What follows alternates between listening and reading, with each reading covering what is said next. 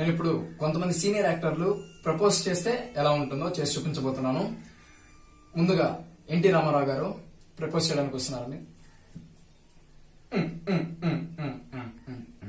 సీత, నువ్వంటే నాకు ఎంతో ఇష్టం సీత.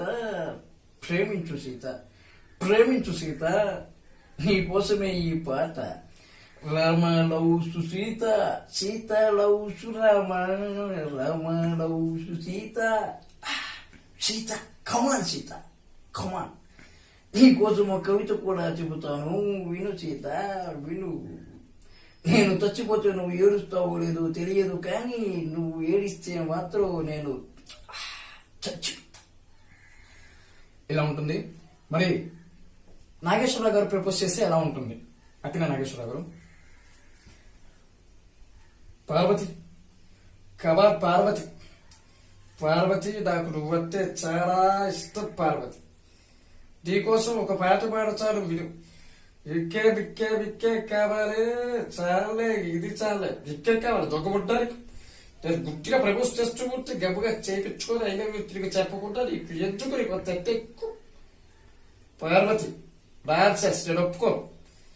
నీకోసం ఒక కవిత కూడా చెబుతాను విను. నదగా ఉంది నా హెయిరు, బాగుంటుంది మన పేరు. కమాన్ పార్వతి డాన్సెస్. ఇలా ఉంటుంది. మళ్ళీ ఇదే కృష్ణ గారు చెప్తే ఎలా ఉంటుంది? ఆయన స్టైల్లో.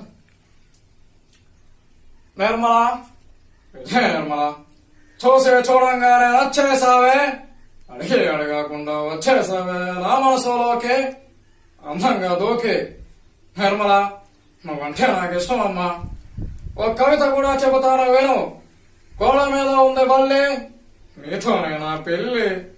నీ ఊరికి చెప్తాను విశ్వస్, నువ్వే నా మిస్సెస్ అమ్మా, మిస్సెస్. యాక్సెప్ట్ చేయమ్మా నిర్మల, యాక్సెప్ట్ చేయి. ఇలా ఉంటుందండి. మరి చివరిగా కృష్ణరాజు గారు ప్రపోజ్ చేస్తే ఎలా ఉంటుంది ఆయన స్టైల్లో?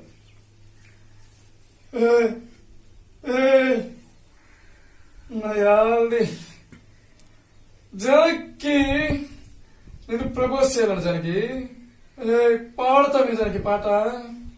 Honey is the best, honey is the best. Honey ఏంట్రా? Janaki is the best, Janaki is the best. Janaki నేను నీకు కవిత చెప్తాను జానకి. మ్యాచ్ లో వికెట్ ఎంత అవసరం, స్నానానికి బకెట్ ఎంత అవసరం, బస్సులో టికెట్ ఎంత అవసరం. జానకి నువ్వు నాకంత అవసరం జానకి. జానకి